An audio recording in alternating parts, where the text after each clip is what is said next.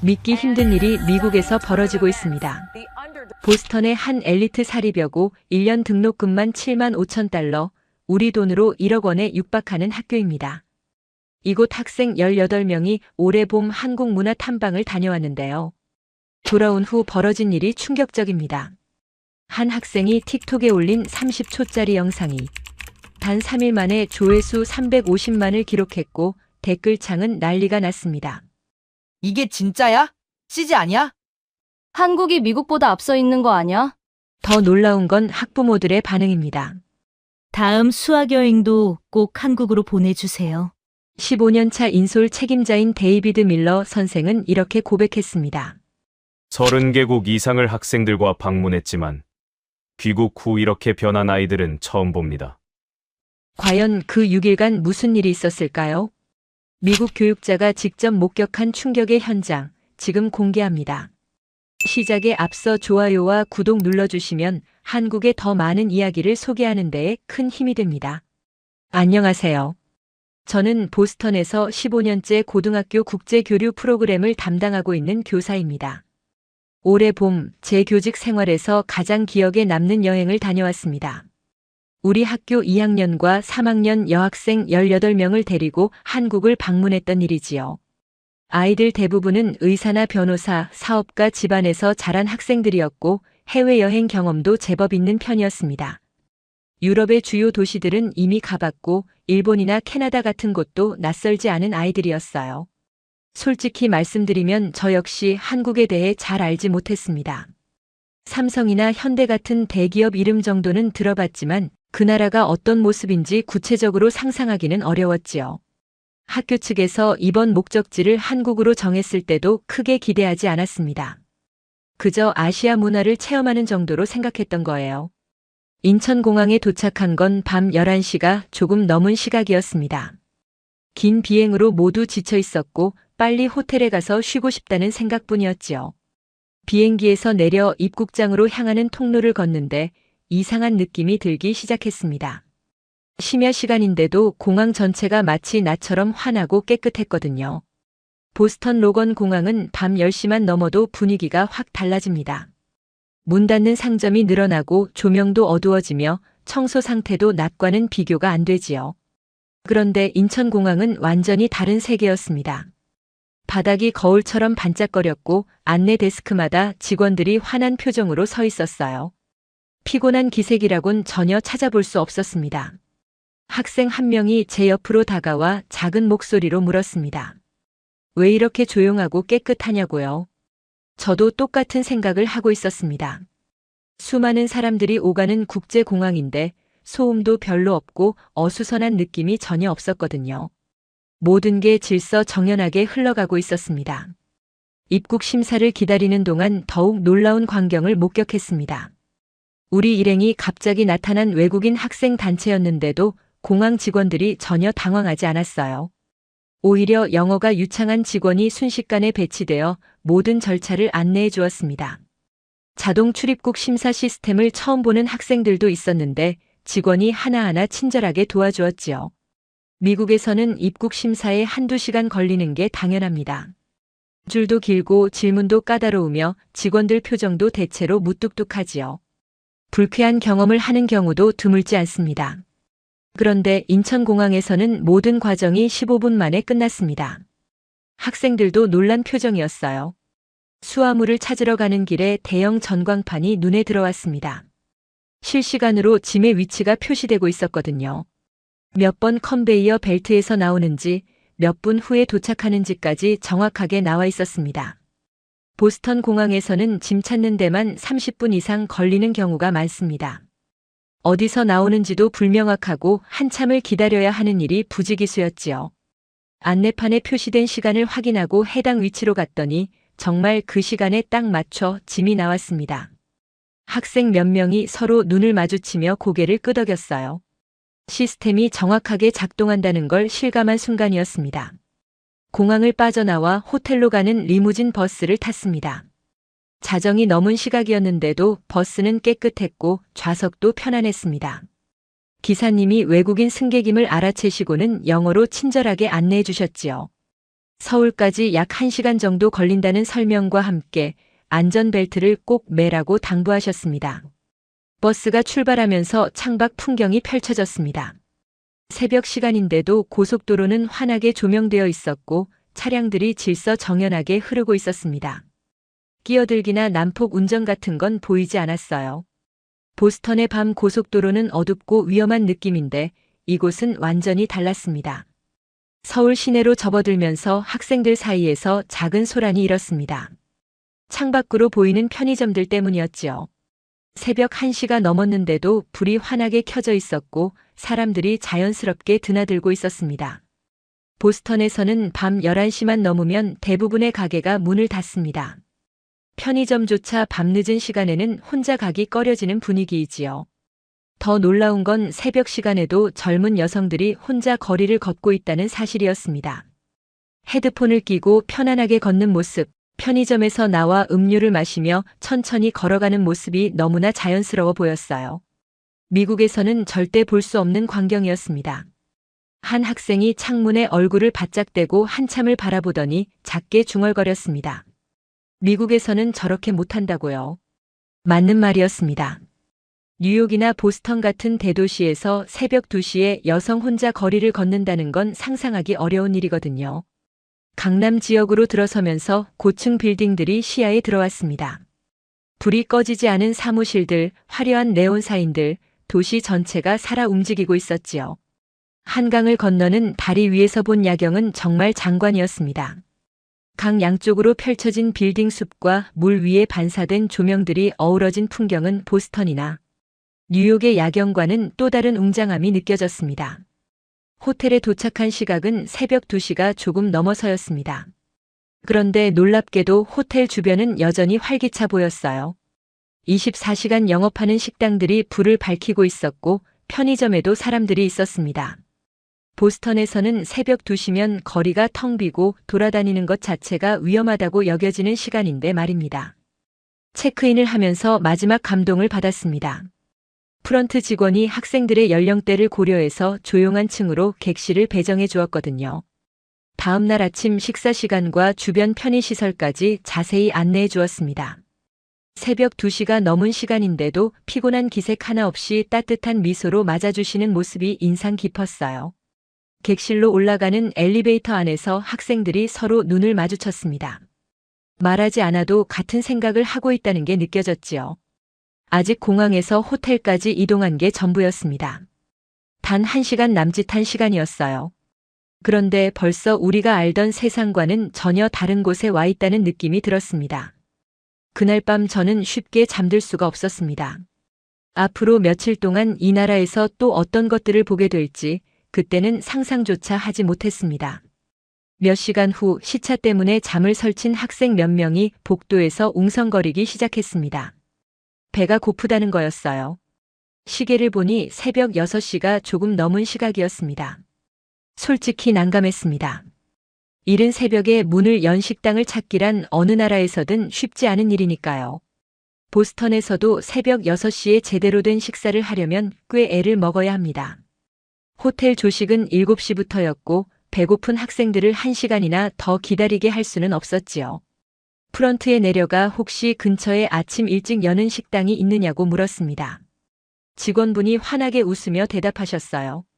바로 옆 골목에 24시간 운영하는 김밥집이 있다고요. 새벽에도 식사가 가능하다는 말에 귀를 의심했습니다. 학생 7명과 함께 호텔을 나섰습니다. 새벽 공기가 차가웠지만 거리는 이미 깨어나고 있었어요. 조깅하는 사람들, 출근 준비를 서두르는 직장인들이 보였습니다. 편의점에서 커피를 사들고 나오는 젊은이들도 있었지요. 서울이라는 도시는 새벽부터 움직이고 있었습니다. 김밥집 문을 열고 들어서자 따뜻한 공기와 함께 음식 냄새가 코끝을 스쳤습니다. 이미 몇몇 손님들이 식사를 하고 있더군요. 신문을 펼쳐들고 혼자 조용히 식사하는 중년 남성, 노트북을 앞에 두고 뭔가 작업하는 젊은 여성, 야근을 마치고 온 듯 피곤해 보이는 직장인 두어 명이 있었습니다. 새벽 6시에 이렇게 자연스럽게 식당이 돌아가고 있다는 사실이 놀라웠습니다. 메뉴판을 보는 순간 눈이 휘둥그레졌어요. 김밥 한 줄이 3,000원, 라면이 4,000원이었습니다. 미국 물가로 환산하면 믿기 어려울 정도로 저렴한 가격이었지요. 보스턴에서 아침 식사를 하려면 1인당 최소 15달러에서 20달러는 각오해야 합니다. 그것도 커피와 샌드위치 정도가 전부인데 말이에요. 주문을 받으러 오신 사장님은 외국인인 우리를 보고도 전혀 당황하지 않으셨습니다. 영어가 유창하진 않았지만 손짓과 메뉴판 사진을 활용해 능숙하게 소통하셨지요. 학생들이 매운 음식을 못 먹는다고 하자 순한 맛으로 조절해 주시겠다고 하셨습니다. 음식이 나오는 속도도 놀라웠어요. 주문한 지 5분도 채 되지 않아 테이블 위에 음식들이 가득 차더군요. 김밥, 라면, 떡볶이, 순대까지 다양한 색깔의 음식들이 눈앞에 펼쳐졌습니다. 학생들은 난생 처음 보는 음식 앞에서 잠시 망설였어요. 그러다 김밥을 집어든 한 학생이 한입 베어 물더니 눈이 커졌습니다. 연신 맛있다는 표정을 지으며 순식간에 한 줄을 비워버렸지요. 다른 학생들도 따라서 먹기 시작했고 테이블은 금세 활기를 띠었습니다. 계산할 때 또 한 번 놀랐어요. 7명이 배불리 먹었는데 총 금액이 4만 원 남짓이었거든요. 미국 돈으로 30달러가 채 안 되는 금액이었습니다. 보스턴에서 7명이 아침을 먹으려면 최소 150달러는 각오해야 하는데 말이지요. 사장님께서 잔돈을 건네시며 다시 오라고 하셨습니다. 학생들 입에 맞았느냐고 물으시며 다른 메뉴들도 추천해 주셨어요. 새벽 6시에 갑자기 들이닥친 외국인 손님들에게 이렇게 친절할 수 있다는 게 놀라웠습니다. 식당을 나서며 학생들이 저마다 감탄을 쏟아냈어요. 맛도 좋고 가격도 싸고 사람들도 친절하다고요. 이 세 가지가 동시에 갖춰진 곳을 미국에서는 찾기 어렵다며 고개를 저었지요. 호텔로 돌아가는 길에 편의점에 들렀습니다. 간식을 사고 싶어하는 학생들 때문이었어요. 편의점 안으로 들어서는 순간 또 다른 세계가 펼쳐졌습니다. 새벽 시간인데도 매장은 백화점처럼 정돈되어 있었고 물건이 빼곡하게 진열되어 있었습니다. 보스턴의 편의점은 좁고 어둡고 물건도 별로 없는 경우가 많거든요. 밤에는 안전을 이유로 일부 구역을 막아두기도 하지요. 그런데 서울의 편의점은 완전히 달랐습니다.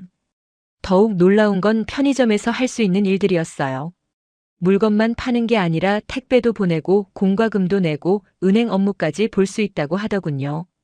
학생들이 신기해하며 이것저것 구경했습니다. 바나나 맛 우유를 발견한 학생들이 호들갑을 떨었어요. 항아리 모양의 독특한 용기가 재미있었나 봅니다. 저마다 하나씩 집어들고는 기념사진을 찍었지요. 미국에서는 본 적 없는 것들이 너무 많다며 신기해했습니다. 계산대 직원분이 환하게 인사하시며 한국 방문을 환영한다고 하셨어요. 외국인이라고 불편해하거나 귀찮아하는 기색이 전혀 없었습니다. 오히려 먼저 말을 걸어주시는 따뜻함이 느껴졌지요. 편의점을 나서며 한 학생이 중얼거렸습니다. 한국은 24시간 살아있는 나라 같다고요. 언제든 필요한 게 있으면 해결할 수 있다는 사실이 부럽다고 했습니다. 미국에서는 일요일만 되어도 문 닫는 가게가 수두룩한데 여기는 새벽에도 모든 게 돌아가고 있으니까요. 호텔로 돌아오는 길 거리의 청결함에도 새삼 감탄했습니다. 쓰레기 하나 보이지 않았거든요. 새벽부터 거리를 쓸고 있는 미화원분들의 모습이 눈에 들어왔어요. 도시 전체가 하나의 생명체처럼 유기적으로 움직이고 있었습니다. 호텔 로비에 도착하니 다른 학생들도 하나둘 깨어나 있었습니다. 먼저 나갔다 온 우리를 보고 어디 갔다 왔느냐며 물었지요. 새벽 식사 이야기를 들려주자 모두 부러워하며 다음에는 자기들도 꼭 데려가 달라고 했습니다. 그때까지만 해도 이건 시작에 불과했습니다. 진짜 놀라운 일들은 그 다음부터 펼쳐지게 되었지요. 아침 9시가 되어 본격적인 일정을 시작했습니다. 첫 목적지는 한강공원이었지요. 호텔 직원분이 서울 시민들의 일상을 가장 잘 볼 수 있는 곳이라며 추천해 주셨던 곳입니다. 지하철을 타고 이동하기로 했습니다. 미국 학생들에게 대중교통은 낯선 경험이거든요. 보스턴에도 지하철이 있지만 학생들 대부분은 부모님 차를 이용하지 지하철을 타는 경우는 거의 없습니다. 위험하다는 인식 때문이지요. 지하철역으로 들어서는 순간 학생들의 입에서 탄성이 터져 나왔습니다. 역사 내부가 너무나 깨끗했기 때문입니다. 바닥이 반짝반짝 빛나고 있었고 벽면에는 얼룩 하나 없었어요. 공기도 쾌적했습니다. 지하인데도 냄새가 나지 않았지요. 보스턴 지하철역의 모습이 떠올랐습니다. 어둡고 습하고 쥐가 돌아다니는 그곳과는 차원이 달랐어요. 100년이 넘은 시설이라 어쩔 수 없다고들 하지만 서울 지하철을 보니 그게 핑계에 불과하다는 생각이 들었습니다. 승강장으로 내려가는 에스컬레이터를 탔습니다. 꽤 깊숙이 내려갔는데도 환기가 잘 되어 지하라는 느낌이 들지 않았어요. 학생들은 연신 주변을 둘러보며 사진을 찍었습니다. 승강장에 도착하니 사람들이 줄을 서서 기다리고 있었습니다. 바닥에 그려진 승차 위치 표시를 따라 두 줄로 질서정연하게 서 있더군요. 밀치거나 새치기 하는 사람은 단 한 명도 없었습니다. 전광판을 보고 또 한 번 놀랐어요. 다음 열차가 정확히 몇 분 몇 초 후에 도착하는지 표시되고 있었거든요. 한 학생이 시계를 보며 확인했습니다. 정말 그 시간에 딱 맞춰 열차가 들어왔지요. 보스턴 지하철은 언제 오는지 알 수 없습니다. 10분을 기다려도 안 오다가 갑자기 세 대가 연달아 오기도 하지요. 그래서 보스턴 사람들은 지하철 시간을 아예 믿지 않습니다. 그런데 서울에서는 초 단위로 시간이 지켜지고 있었어요. 열차 문이 열리자 사람들의 행동이 인상적이었습니다. 내리는 승객들을 위해 양옆으로 비켜섰지요. 내리는 사람이 다 나간 뒤에야 질서 있게 탑승했습니다. 아무도 밀거나 다투지 않았어요. 보스턴 지하철에서는 문이 열리면 전쟁입니다. 내리는 사람과 타는 사람이 뒤엉켜 소리를 지르기도 하지요. 몸싸움이 벌어지는 경우도 드물지 않습니다. 그런 광경에 익숙했던 학생들은 서울 지하철의 질서에 말문이 막힌 듯 했어요. 열차 안으로 들어서니 내부도 깨끗했습니다. 좌석에 낙서가 없었고 바닥에 쓰레기도 없었지요. 손잡이가 반짝거리고 있었어요. 에어컨이 적절하게 작동해서 쾌적했고 소음도 적어 대화하기 편했습니다. 한 학생이 놀라운 발견을 했습니다. 지하철 안에서 인터넷이 된다는 거였어요. 당연한 이야기처럼 들릴 수 있지만 보스턴 지하철에서는 상상도 못할 일입니다.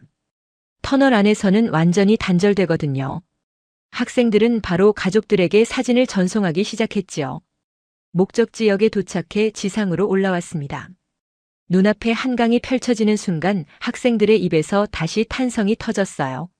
넓은 강과 양쪽으로 펼쳐진 공원, 그리고 멀리 보이는 빌딩 숲까지 보스턴의 찰스강 공원과는 비교할 수 없는 규모였습니다. 공원으로 들어서자 시민들의 일상이 눈에 들어왔습니다. 조깅하는 사람, 자전거 타는 사람, 인라인 스케이트를 즐기는 사람까지 평일 오전인데도 이렇게 많은 사람들이 운동을 즐기고 있다는 게 신기했어요.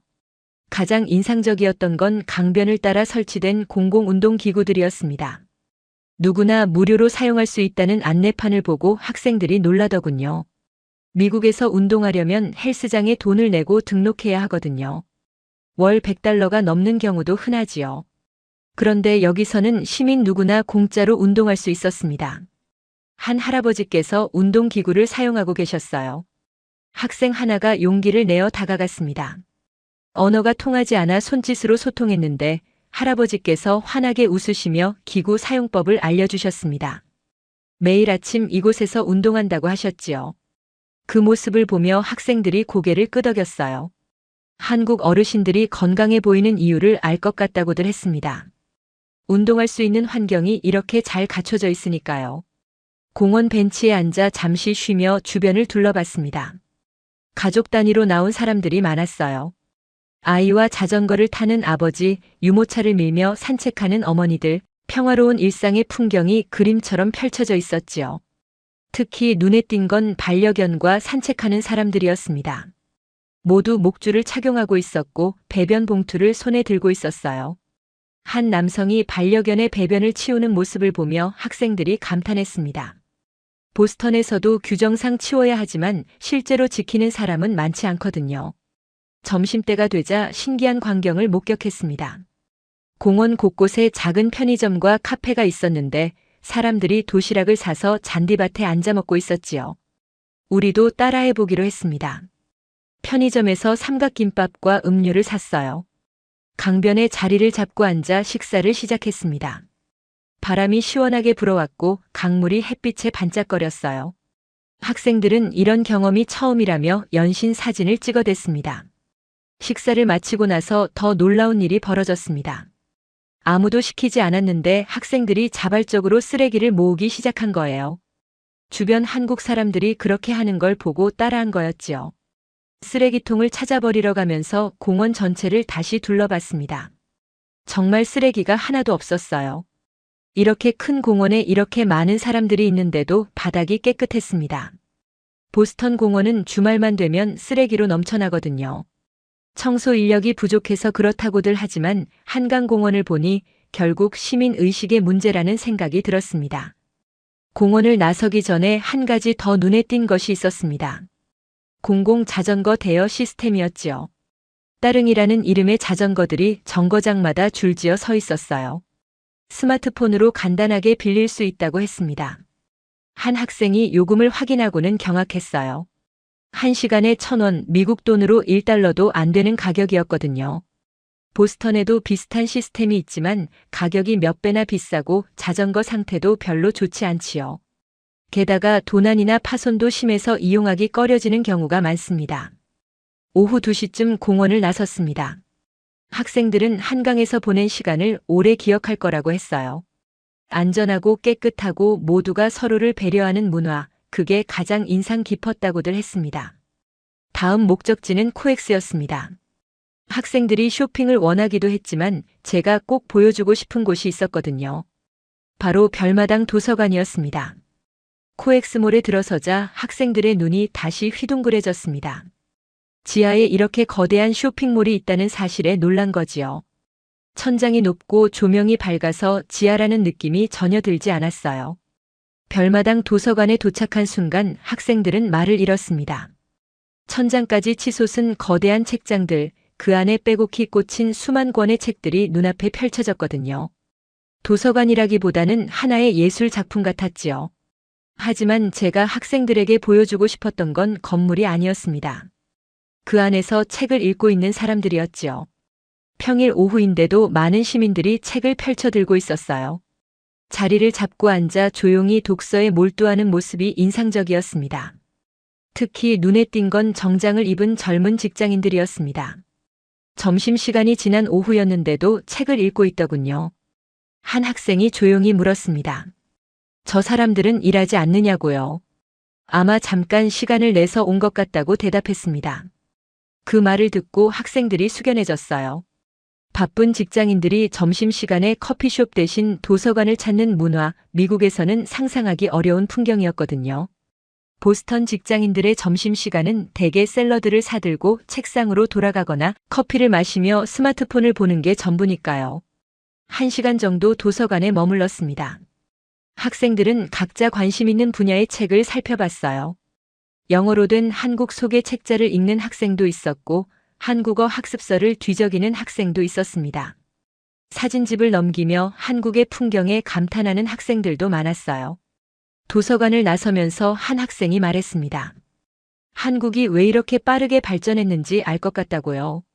사람들이 끊임없이 배우고 공부하는 문화가 있기 때문이라고 했지요. 배움에 대한 이런 열정이 나라 전체를 움직이는 힘인 것 같다고도 했습니다.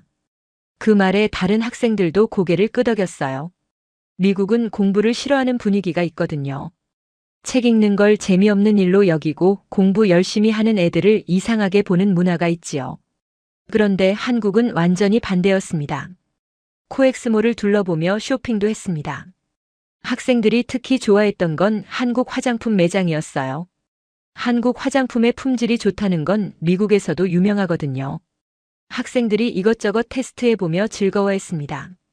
매장 직원분들의 서비스에도 감탄했어요. 피부 타입에 맞는 제품을 추천해주고 사용법까지 세세하게 알려주셨거든요. 미국 매장에서는 이런 수준의 서비스를 받기 어렵습니다. 대부분 직원들이 무관심하거나 귀찮아하지요. 저녁 시간이 가까워지며 홍대로 이동했습니다. 한국 젊은이들의 문화를 보여주고 싶었거든요. 지하철에서 내리자마자 활기찬 분위기가 몰려왔습니다. 음악소리, 사람들의 웃음소리, 형형색색의 간판들, 도시 전체가 축제장 같았어요. 거리로 나서자 버스킹 공연이 눈에 들어왔습니다. 젊은이들이 K-팝 음악에 맞춰 춤을 추고 있었지요. 안무가 칼같이 맞아떨어졌습니다. 전문 댄서라고 해도 믿을 정도였어요. 공연이 끝나자 모여있던 관객들이 박수를 쳤습니다. 몇몇이 모자에 돈을 넣어주었지요. 공연자들이 고맙다며 인사했습니다. 학생들이 감탄했어요. 길거리 공연의 수준이 이 정도라니 믿기 어렵다고요. 보스턴에도 거리 공연자들이 있습니다. 하지만 대부분 수준이 높지 않고 주변이 지저분한 경우가 많지요. 공연을 보다가 소매치기를 당하는 경우도 있어서 오래 머무르기 꺼려집니다. 그런데 홍대 거리는 안전하고 깨끗했어요. 마음 편히 공연을 즐길 수 있었습니다. 조금 더 걸어가니 프리마켓이 열리고 있었습니다. 젊은 예술가들이 직접 만든 작품들을 판매하고 있었지요. 액세서리, 그림, 수제 공예품까지 하나하나 개성이 넘쳤습니다. 한 부스에서 학생들이 발걸음을 멈췄습니다. 한국 전통 문양을 현대적으로 재해석한 귀걸이였어요. 판매자가 영어로 설명해 주었습니다. 한국의 전통과 현대를 접목한 작품이라고요. 학생 몇 명이 구매했지요. 특별한 기념품이 될 거라며 좋아했습니다. 다른 부스에서는 캘리그래피 작품을 팔고 있었습니다. 한글로 쓴 아름다운 글씨들이 전시되어 있었지요. 학생들이 한글의 아름다움에 감탄했어요. 한 학생은 자기 이름을 한글로 써달라고 부탁했습니다. 작가분이 흔쾌히 써주셨지요. 프리마켓을 둘러보며 학생들이 이야기를 나눴습니다. 젊은 예술가들이 자유롭게 활동할 수 있는 공간이 있다는 게 부럽다고요. 미국에서는 이런 기회가 흔하지 않거든요. 보스턴에서 예술 활동을 하려면 엄청난 비용이 들지요. 임대료가 비싸서 젊은 작가들이 버티기 어렵습니다. 그런데 홍대에서는 젊은이들이 자신의 재능을 펼칠 수 있는 터전이 마련되어 있었어요. 한국이 문화와 예술을 지원하고 있다는 증거라고 학생들이 말했습니다. 독특한 카페 앞에서 발걸음을 멈췄습니다. 빈티지 가구와 현대적인 조명이 어우러진 인테리어가 눈길을 끌었거든요. 학생들이 들어가 보고 싶어 해서 문을 열고 들어갔습니다. 카페 내부는 더욱 특별했습니다. 벽면에 예술 작품들이 걸려 있었고 한쪽에는 책장이 가득 차 있었지요. 단순히 커피를 마시는 공간이 아니라 문화를 즐기는 공간이었습니다. 자리에 앉아 음료를 기다리며 주변을 살폈습니다. 많은 젊은이들이 노트북을 펼쳐놓고 무언가에 몰두하고 있었어요. 공부하는 학생, 작업하는 프리랜서, 책을 읽는 사람까지 카페가 제2의 작업실 역할을 하고 있었지요. 한 학생이 조용히 말했습니다. 카페에서 이렇게 열심히 뭔가를 하는 모습이 인상적이라고요. 미국 카페에서는 대부분 수다를 떨거나 스마트폰을 보는 게 전부인데 한국 젊은이들은 뭔가 다르다고 했습니다. 저도 그 말에 동감했어요. 한국 젊은이들에게서 느껴지는 열정 같은 게 있었습니다. 무언가를 이루겠다는 의지, 성장하겠다는 욕구가 눈빛에서 읽혔지요. 그런 에너지가 이 나라를 움직이는 힘인 것 같았습니다. 저녁이 되자 거리가 더욱 활기를 띠었습니다. 네온 사인이 켜지고 음악 소리가 커졌어요. 식당과 술집에서 사람들이 나와 거리를 채웠습니다. 학생들이 이 분위기에 흠뻑 빠졌지요. 저녁 식사로 삼겹살을 먹으러 갔습니다. 학생들이 한국식 바비큐를 경험해 보고 싶다고 했거든요. 식당에 들어서자 고기 굽는 냄새가 진동했습니다. 직원분이 친절하게 굽는 법을 알려주셨어요. 학생들이 처음에는 어색해하더니 금세 익숙해졌지요. 상추에 고기를 싸서 한 입에 넣는 방법을 배우고는 연신 맛있다며 감탄했습니다. 가격을 계산할 때 또 한 번 놀랐어요. 18명이 배불리 먹었는데 1인당 12,000원 남짓이었거든요.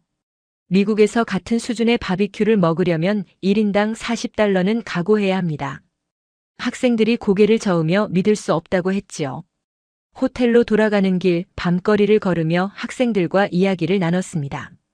하루 동안 본 것들이 너무 많아서 머리가 복잡하다고들 했어요. 모든 게 미국과 달랐다고요. 더 좋은 방향으로 말이지요. 한 학생이 조용히 말했습니다. 한국에서 살고 싶다고요. 반쯤 농담이었지만 표정은 진지했습니다. 다른 학생들도 비슷한 생각을 하고 있는 것 같았어요. 그날 밤 호텔 방으로 돌아와 침대에 누웠는데 잠이 오지 않았습니다. 학생들의 변화가 느껴졌거든요. 처음 한국에 도착했을 때와는 완전히 다른 눈빛이었습니다. 마지막 날 아침이 밝았습니다. 학생들은 평소보다 일찍 일어나 짐을 꾸렸어요. 오후에 공항으로 가야 했기 때문이지요. 아침 식사 후 마지막 일정으로 명동에 가기로 했습니다. 호텔에서 명동까지는 걸어갈 수 있는 거리였습니다. 학생들은 서울의 마지막 모습을 눈에 담으려는 듯 천천히 걸었어요. 거리 곳곳을 카메라에 담고 지나가는 사람들의 모습을 관찰했지요. 명동에 도착하니 이미 많은 인파로 북적이고 있었습니다. 화장품 가게, 옷가게, 액세서리 가게들이 즐비했어요. 학생들의 눈이 반짝였습니다. 여학생들이 먼저 화장품 매장으로 향했습니다. 한국 화장품의 명성은 미국에서도 유명하거든요. 매장에 들어서자 직원분이 영어로 환영 인사를 건넸어요. 체험용 제품들이 깔끔하게 진열되어 있었습니다. 직원분이 학생들 한 명 한 명의 피부를 살펴보며 제품을 추천해 주셨습니다. 사용법까지 세심하게 알려주셨지요.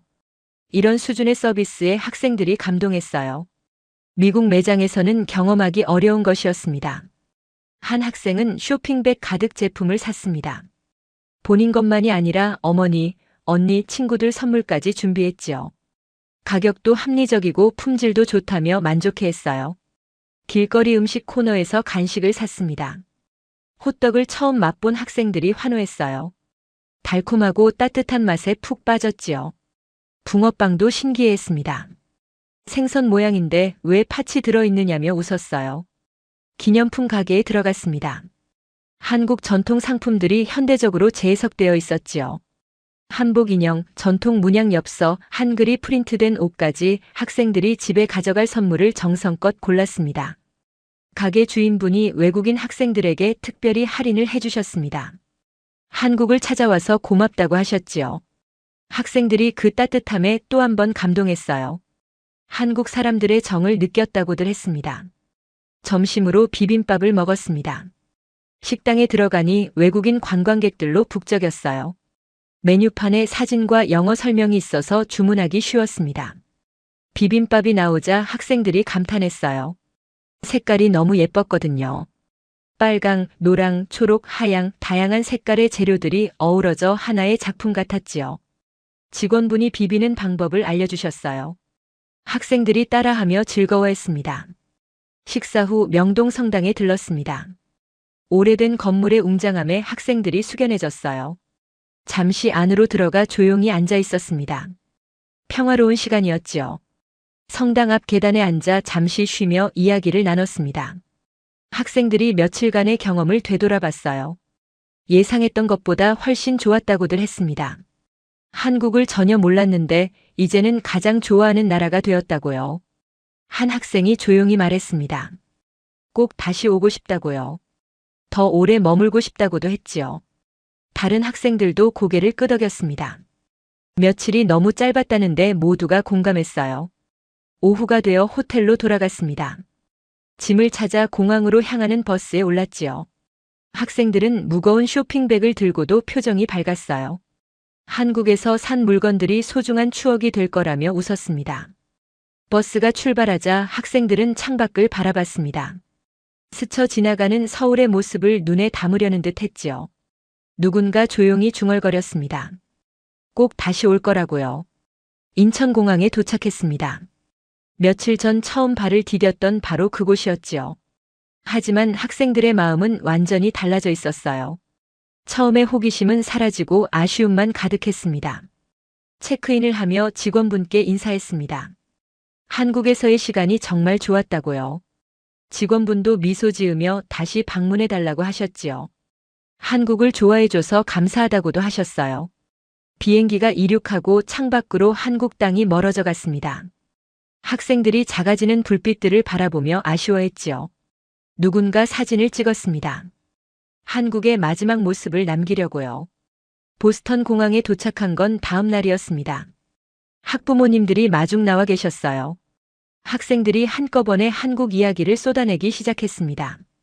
부모님들의 표정이 놀라움으로 바뀌었지요. 학교로 돌아온 후 큰일이 벌어졌습니다. 학생들이 소셜미디어에 한국 여행 사진과 영상을 올리기 시작한 거예요. 수십 개의 게시물이 한꺼번에 올라갔지요. 반응이 폭발적이었습니다. 미국 친구들이 놀라워하며 댓글을 달았어요. 한국이 이렇게 발전한 나라인 줄 몰랐다고요. 조회수가 순식간에 올라갔습니다. 특히 인기를 끌었던 건 새벽 거리 영상이었습니다. 새벽 2시에 여성들이 혼자 안전하게 걸어다니는 모습을 담은 영상이었지요. 미국에서는 상상도 못할 일이라며 사람들이 충격을 받았어요. 조회수가 280만을 넘었습니다. 댓글에는 비슷한 반응들이 이어졌습니다. 왜 미국은 이렇게 못하느냐는 것이었지요. 세계 최강 대국이라면서 기본적인 안전도 보장 못하느냐는 자조 섞인 글들이 많았습니다. 학부모들 사이에서도 한국에 대한 관심이 높아졌습니다. 학교에 문의가 쏟아졌지요. 다음번 해외 수학여행도 한국으로 해달라는 요청이었어요. 자녀를 한국에 보내고 싶다는 부모들이 크게 늘었습니다. 저도 학교에서 특별 강연을 요청받았습니다. 한국에서의 경험을 다른 학생들과 교직원들에게 공유해 달라는 거였지요. 강당이 가득 찼어요. 모두가 한국이라는 나라가 궁금했던 겁니다. 강연에서 저는 한국에서 본 것들을 솔직하게 이야기했습니다. 시스템의 효율성, 시민의식의 수준, 그리고 무엇보다 외국인에 대한 따뜻한 환대를요. 청중들이 집중해서 들었습니다. 질문 시간이 예상보다 길어졌습니다. 한국이 정말 그렇게 안전한지, 교육열은 어떤지, 물가는 어느 정도인지 모두가 한국에 대해 알고 싶어 했지요. 강연이 끝난 후 많은 학생들이 다가왔습니다. 한국에 대해 더 알고 싶다고 했어요. 한국 드라마를 보기 시작했다는 학생도 있었고, 한국어를 배우고 싶다는 학생도 있었습니다. 얼마 후 학교에서는 한국과의 교류 프로그램을 준비하기 시작했습니다. 다음 해에는 더 많은 학생들이 한국을 방문할 예정이지요. 한국에 다녀온 학생들이 후배들에게 조언을 해주고 있었어요. 그 우연한 여행이 많은 것을 바꿔놓았습니다. 학생들의 세계관이 달라졌고 학교의 프로그램이 바뀌었고 미국의 젊은이들이 한국이라는 나라에 관심을 갖게 되었지요. 지금도 그때 함께 갔던 학생들과 연락을 주고받습니다. 모두 한국에서의 시간을 잊지 못하고 있어요. 누군가는 실제로 한국 대학에 지원했다고 하더군요. 한국어를 배우는 학생도 여럿 있습니다. 한국 문화에 깊이 빠진 학생들도 많아요. 한 학생은 제게 이렇게 말했습니다. 한국 여행이 인생을 바꿔놓았다고요. 그전까지는 미국이 최고라고 생각했는데 이제는 생각이 완전히 달라졌다고 했습니다. 세상에는 배울 게 너무 많다는 걸 깨달았다고요. 다른 학생은 대학 전공을 아시아학으로 바꿨습니다. 한국을 비롯한 아시아 국가들에 대해 더 깊이 공부하고 싶다고 했어요. 나중에 한국에서 일하는 게 꿈이라고도 했습니다. 학부모들의 반응도 인상적이었습니다. 한 어머니는 제게 전화를 걸어 고맙다고 하셨어요. 딸아이가 한국 다녀온 후 완전히 달라졌다고요. 목표 의식이 생기고 공부에 대한 열정도 생겼다고 했습니다. 한국의 젊은이들이 얼마나 열심히 사는지 보고 자극을 받았다는 거였어요. 이제는 매일 한국어를 공부하고 한국 뉴스를 찾아보고 언젠가 한국에서 살아보고 싶다고 한답니다. 또 다른 학부모는 이렇게 말씀하셨습니다. 자녀가 한국 여행 후 안전에 대한 인식이 완전히 바뀌었다고요. 미국에서는 밤에 혼자 다니는 게 당연히 위험하다고 생각했는데 한국에서는 그게 일상이더라는 겁니다. 왜 미국은 그렇게 못하느냐고 묻더랍니다. 대답할 말이 없었다고 하셨어요. 학교 이사회에서도 한국 여행의 성과를 높이 평가했습니다. 학생들의 만족도가 역대 최고였고 교육적 효과도 컸다는 평가였지요. 다음 해부터는 한국을 정기 방문지로 포함시키기로 했습니다. 매년 2번 봄과 가을에 학생들을 보내기로 결정했어요. 한국 학교와 자매결연도 추진 중입니다. 저 역시 이번 여행을 통해 많은 걸 배웠습니다. 15년간 학생들을 데리고 30개국 이상을 다녀봤지만 한국처럼 제 생각을 바꿔놓은 나라는 없었습니다.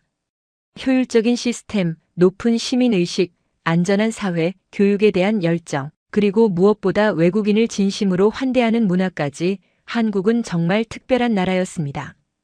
돌이켜 생각해보면 우리가 한국에서 경험한 것들은 거창한 게 아니었습니다. 깨끗한 지하철, 안전한 밤거리, 친절한 사람들, 합리적인 물가 이런 것들이었지요. 하지만 이런 평범해 보이는 것들이 실은 가장 어려운 것들입니다. 한 나라가 이런 수준에 도달하려면 얼마나 많은 노력이 필요한지 이번 여행을 통해 실감했습니다. 시스템 하나하나, 사람들의 의식 하나하나, 이 모든 게 쌓여서 만들어진 결과였던 거지요. 학생들이 한국에서 받은 충격은 단순한 문화적 충격이 아니었습니다.